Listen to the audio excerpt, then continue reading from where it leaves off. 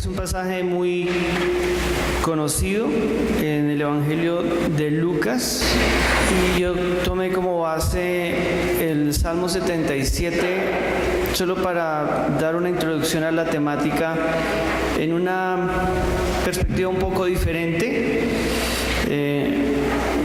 no necesariamente equivocada, pero diferente, en el sentido de que el Salmo 77 lo que recuerda o lo que plantea en la canción es que es necesario que, en este caso el salmista y el pueblo que pasan por momentos difíciles, recuerden las cosas buenas que Dios ha hecho en su vida.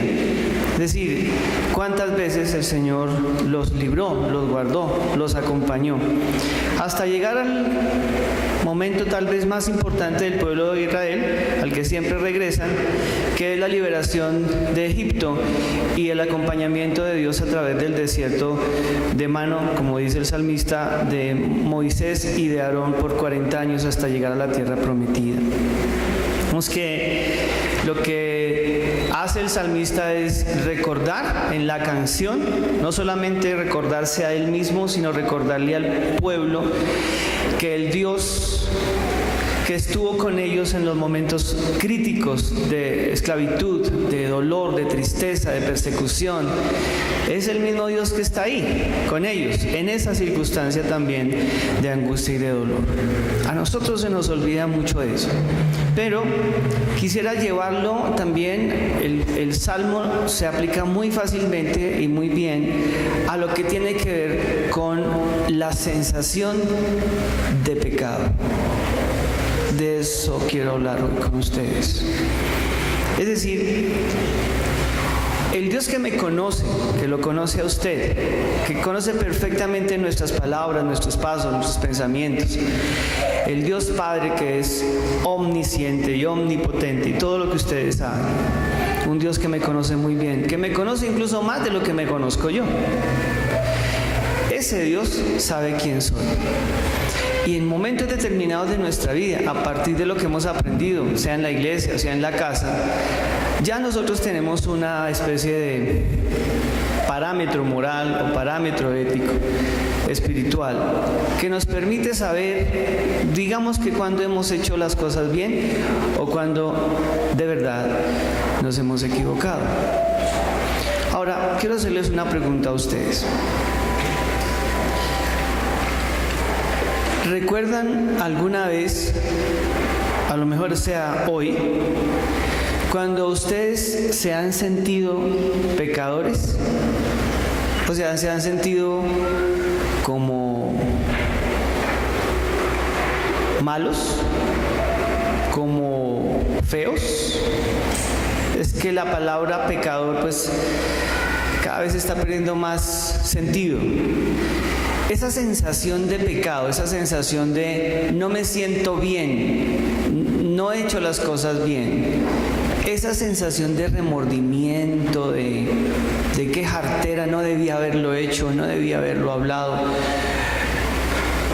¿Ustedes se han sentido así? ¿Cierto que sí? Al menos una vez en su vida. El que diga que nunca se ha sentido así, tenga la onda y se retira porque usted no tiene que estar acá. Es más o menos un ángel, no sé.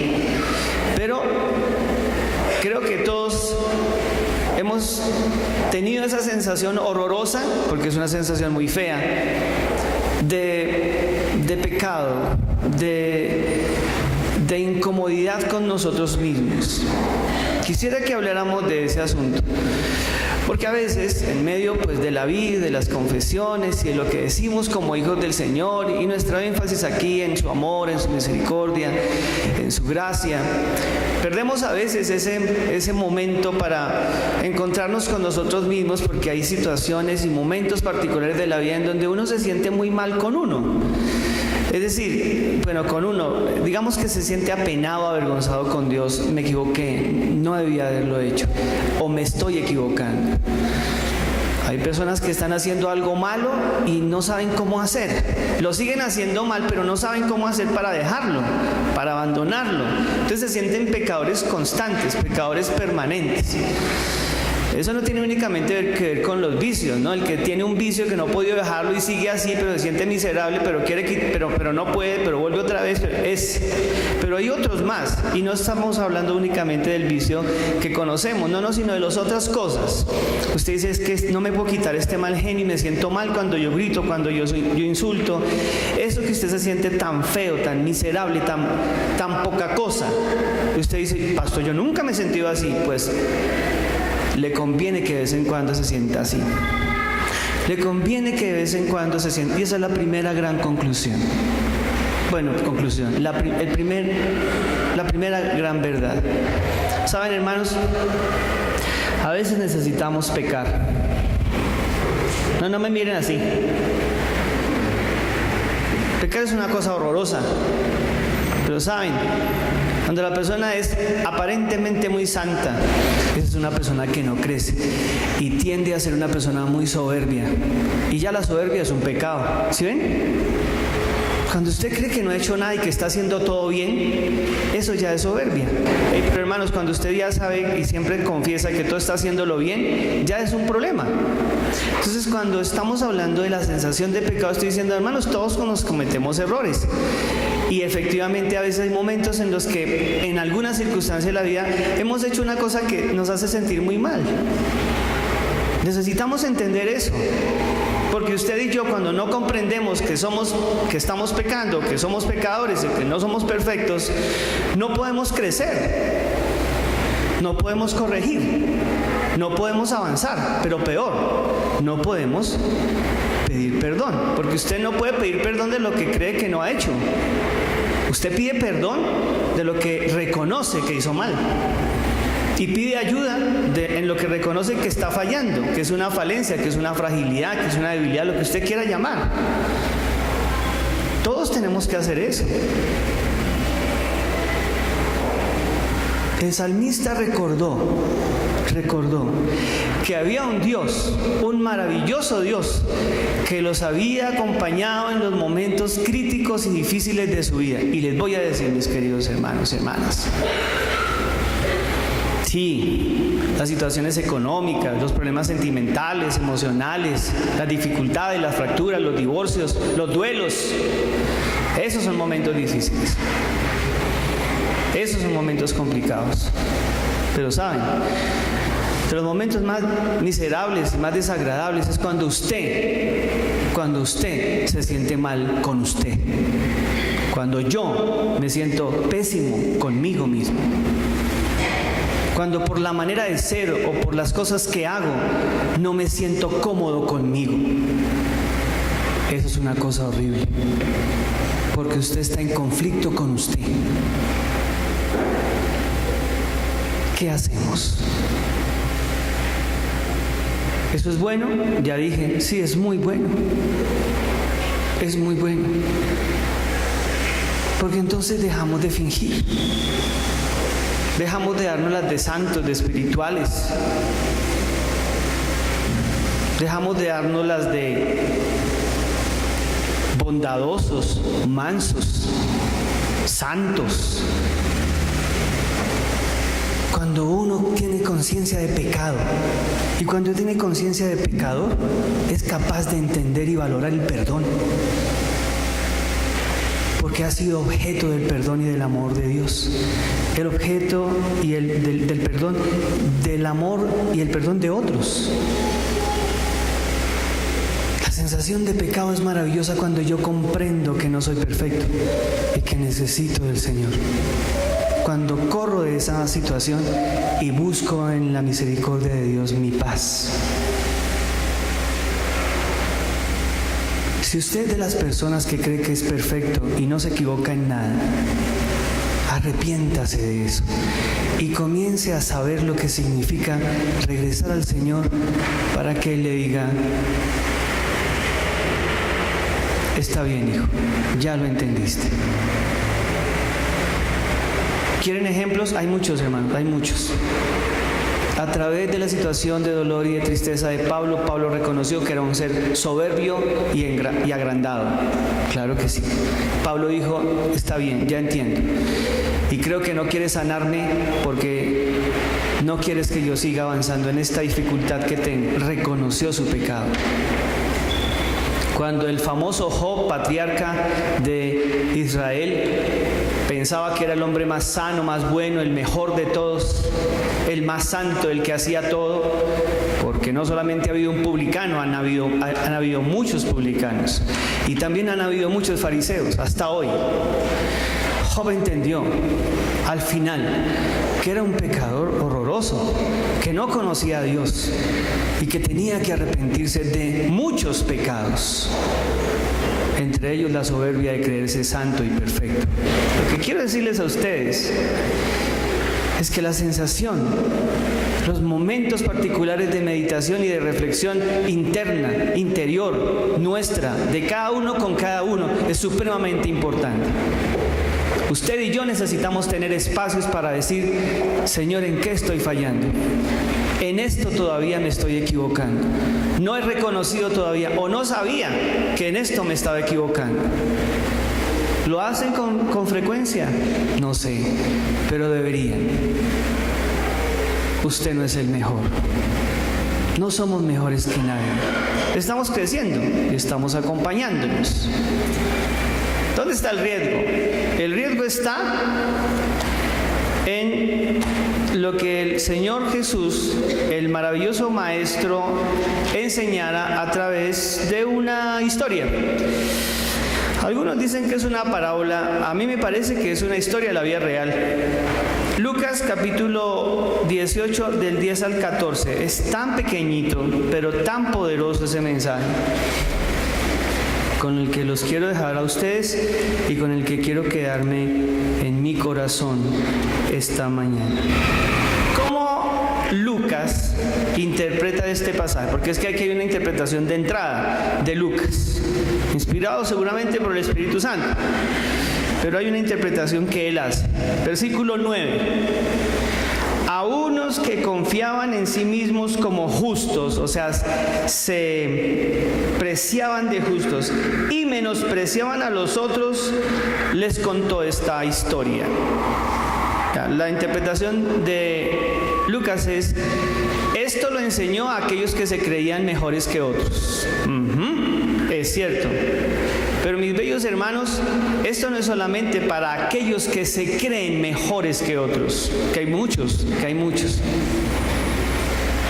Cuando los evangélicos siguen diciendo que tal grupo, tal persona o tal gente no merece el perdón, no merece la misericordia, no merece nada. Cuando los evangélicos siguen diciendo que ellos son buenos y los otros son pecadores, quien quiera que sea, que este grupo es santo y el otro no, están siendo nada más ni nada menos que fariseos. Punto. Unos fariseos odiosos y horrorosamente fastidiosos. Si había algún grupo que le fastidiaba a Jesús, pues o sea que él resistía, eran los fariseos. Esta es la historia, dice la Biblia. 2 hombres subieron al templo a orar. Uno era fariseo y el otro era publicano. Quiero hacer una referencia aquí. Los hombres muy probablemente no eran de la ciudad. Eran fariseos que estaban viviendo en otros pueblos. Pero subieron al templo para una cosa puntual. Me quiero explicar.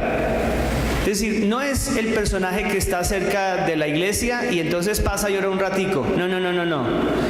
Estamos hablando de hombres que se proponen ir al templo a algo.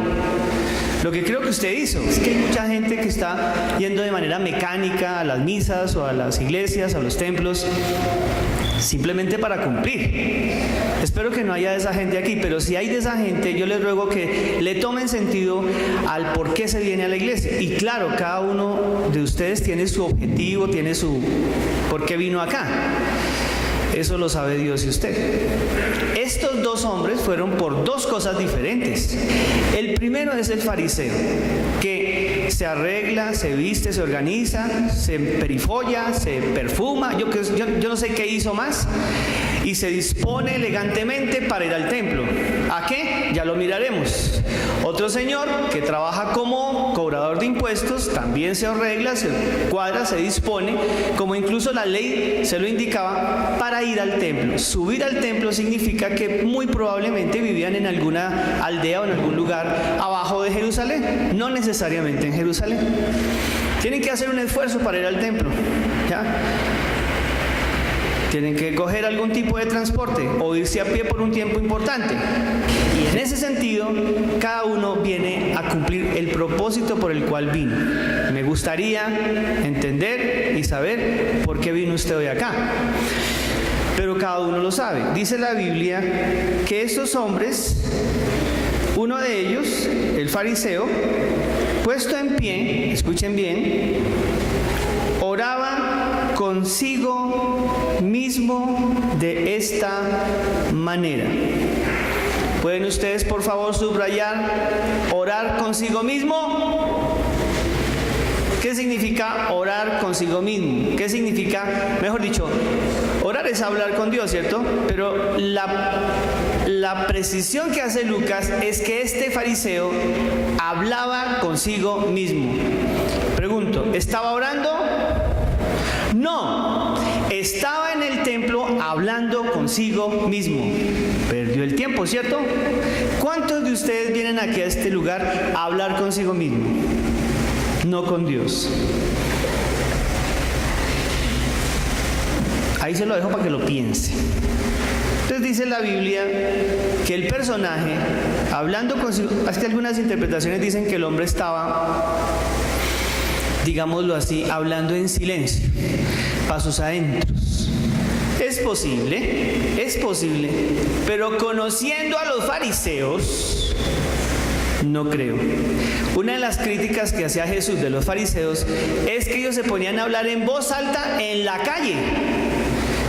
Pues si hablaban en voz alta y oraban en voz alta en la calle, imagínense en el templo.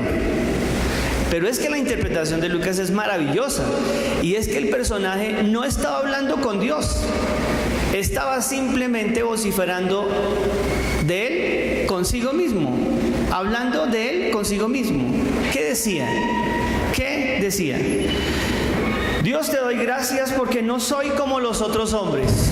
No soy ladrón, no soy injusto, no soy adúltero, ni siquiera soy como ese que está allá, el publicano. Por eso algunos creen que verdaderamente el personaje estaba hablando en voz baja o en silencio. Y yo sigo diciendo, no, esos eran muy descarados y muy atrevidos. Juzgaban a los otros abiertamente. Así lo hicieron con Jesús y con mucha gente. Entonces yo estoy seguro que este es de ese típico personaje que se cree mejor, que se cree más, pero sobre todo que se cree que está haciendo las cosas bien y agradando a Dios en todo. Hermanos y hermanas, señoras y señores, mucho cuidado con esa actitud. Es horrible la sensación de pecado, pero es muy valiosa cuando efectivamente nos hemos equivocado y tenemos la opción de sentirnos mal y de pedir perdón. Rápidamente, este hombre efectivamente no era ni ladrón ni injusto en el sentido judío. Hacer justicia para ellos era cumplir la ley al pie de la letra. Punto, no más que eso. Y no adúltero, que era una redundancia a justo. ¿Ya? Él no era como el publicano. Él dice, no soy como él. Esa particular actitud del fariseo, que se considera no solamente mejor que los otros, sino que cuando él se revisa a sí mismo no encuentra pecado. Entonces, por revisarse a sí mismo y no encontrar mal ni maldad, dice, Señor, te doy gracias. Pero mis queridos hermanos, Lucas ya lo había dicho. ¿Estaba hablando con Dios? No. Se estaba mirando al espejo. Estaba haciendo como muchos hombres cuando salen del baño y se miran en el espejo y se están secando. ¿Ya? Diga, pero estoy simpático, acuerpado. Me ha servido el gimnasio. Tengo que mandarme peluquear. Ese tipo de cosas es un diálogo ¿con quién? Pues con uno mismo. No existe la posibilidad, no hay ninguna posibilidad de que usted me diga, pero pastor, estaba hablando con Dios. Se lo juro, no estaba hablando con Dios. Y usted dice, ¿y cómo sabe? Pues porque la Biblia me indica que cuando yo hablo con Dios, cuando yo veo a Dios, cuando yo estoy delante de Dios, lo primero que encuentro es mi pecado. Lo primero que encuentro es mi injusticia. ¿Se acuerdan de Isaías? Ay de mí que el Señor está aquí y yo soy pecador y hombre inmundo de labios. ¿Se acuerdan de Job? Señor, ahora mis ojos te ven, me arrepiento en polvo y ceniza. ¿Sí ven? Pero por supuesto que ese hombre no estaba hablando con Dios. Estaba hablando consigo mismo. Estaba haciendo un monólogo raro, torpe, necio, hipócrita. No podemos venir a la iglesia en esas condiciones, sintiéndonos mejores que los otros, haciéndonos mejores que los otros, incluso comparándonos con los otros. Igual el Señor respeta profundamente el que usted vaya al templo a lo que vaya. Solo era un comentario al margen de Jesús. Luego entonces dice la Biblia que el personaje, además de que no es adúltero, no es injusto, no es ratero, entonces él dice, Señor, y te lo voy a demostrar. Es decir, él mismo se da argumentos a sí mismo, pensando que eso los está dando a Dios. ¿Y saben qué dice? Ayuno 2 veces por semana. Eso era de ley.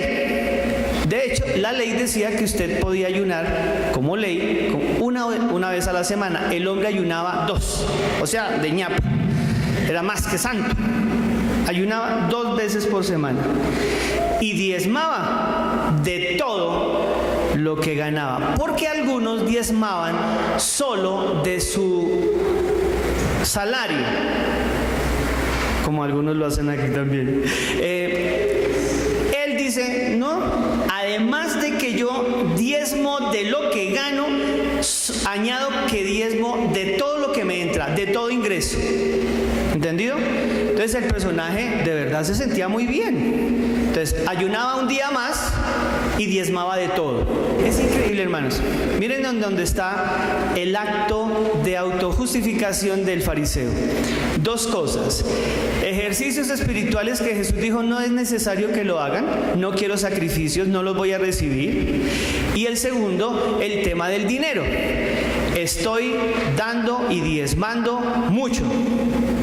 Este tipo de personas son las que la gente les gusta en las iglesias, sobre todo la segunda, las que diezman y ofrendan mucho. ¿Ya? Se sienten súper bien. O sea, el gran acto de justicia y de fe de un hombre es que ayune y diezme de plata y venga a la iglesia a hacer ejercicios espirituales. Ese es el creyente perfecto. Jesús no hace comentarios de si el personaje era bueno o malo. No, hermanos, no. El punto aquí no es si el fariseo era malo, si el fariseo era pecador o no. No. Ese no es el punto de Jesús. Voy a decirles cuál fue, rápidamente. Versículo 13. Más el publicano, que conocen ustedes, el publicano es un cobrador de impuestos que normalmente se pasaba de mano, cobraba más de lo que tenía que... Básicamente el publicano era un ladrón, ¿ya? Pero aparte de ser un ladrón, era una inmisericordia porque le cobraba a gente pobre y humilde más de lo que tenía que cobrar. Y si no tenían para lo legal, como pasa en nuestros días también, pues ahora para lo ilegal menos. Y los hacía echar en la cárcel, era cruel, etc. No sé cómo actuaba este publicano porque no todos eran iguales, pero parece que este era un poquito malito. Entonces dice la Biblia, mas el publicano estando lejos, escuchen, lejos, es decir, apartado, no quería ni aún alzar los ojos al cielo. La comparación es clara. ¿Cómo estaba orando el fariseo? Ay, como he visto muchos evangélicos así, que de verdad, hermano, aquí entre nos no le cuenten a nadie, me fastidian.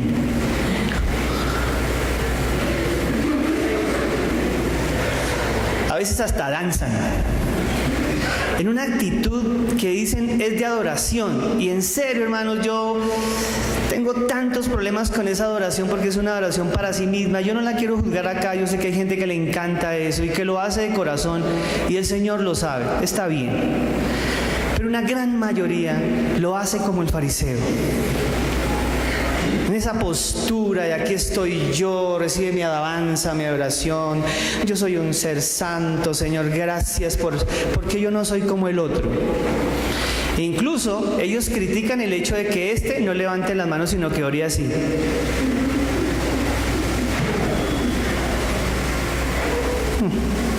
Debe sentirse miserable, dice.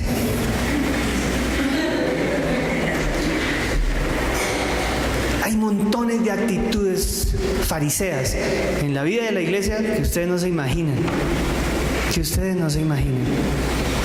Nosotros necesitamos entender esto desde la humildad del hombre y la mujer que se acerca al Señor. Y dice en la Biblia, estando lejos, sin ni siquiera alzar los ojos al cielo, golpeaba su pecho diciendo, Dios, sé. ¿Y cuál es la palabra que está ahí en su Biblia? Propicio. Propicio a mí. ¿Ven que él no estaba hablando con él mismo?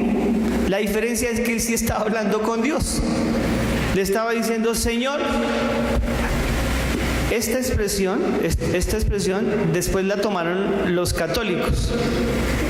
Incluso en la misa algunos dicen, ¿no?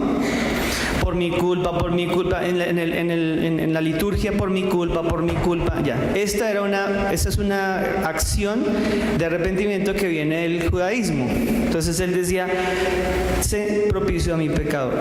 No decía más, dice la Biblia, y golpeaba su pecho, sé propicio a mi pecador, sé propicio a mi pecador.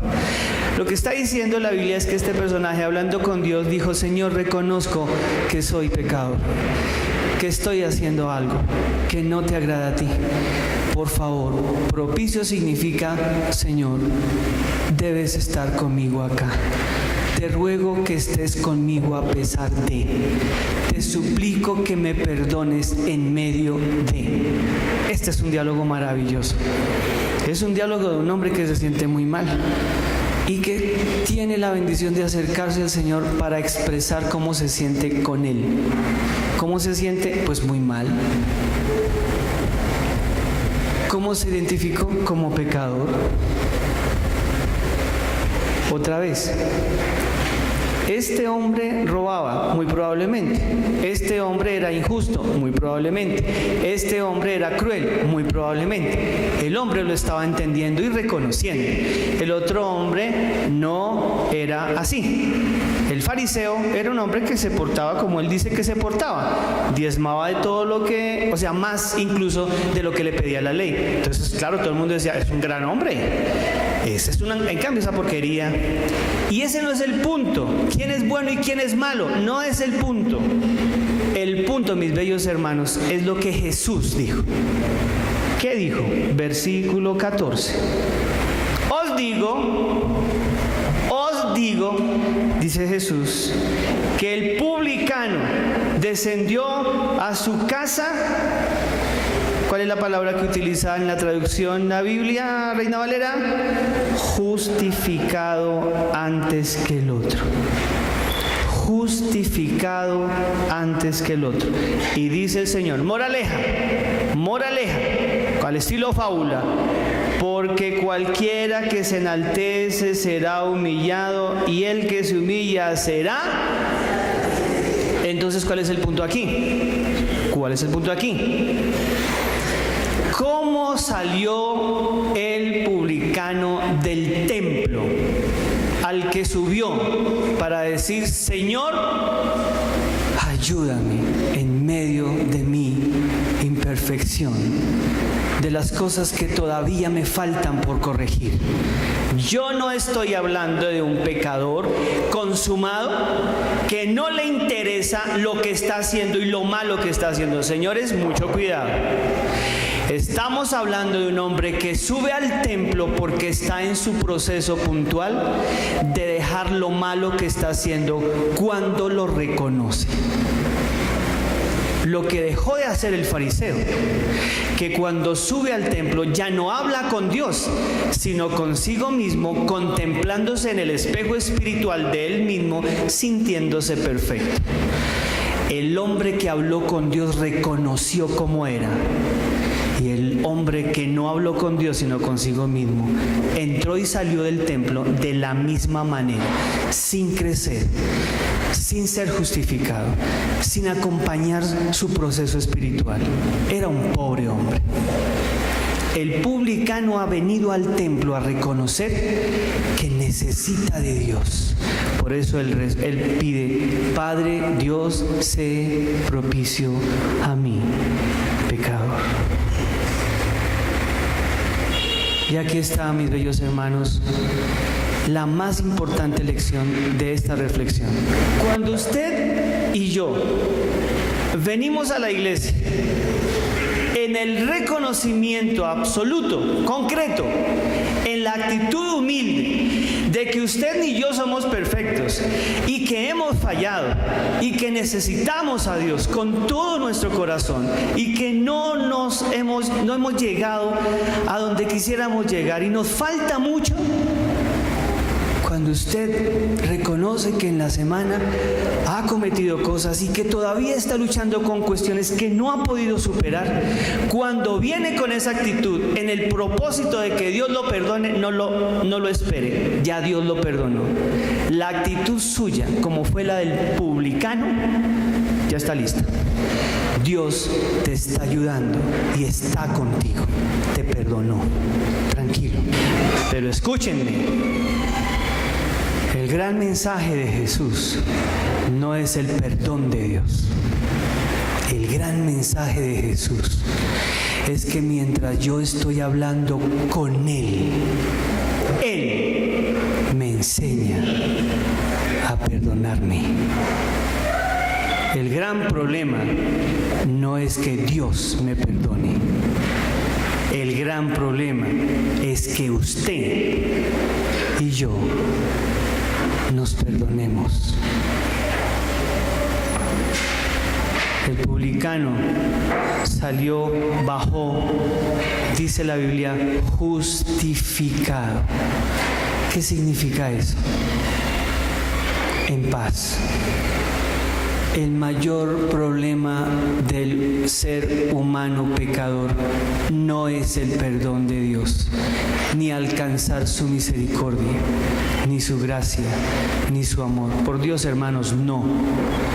El mayor complique para un ser humano dolido por lo que hace y por lo mal que ha hecho es lograr perdonarse a sí mismo.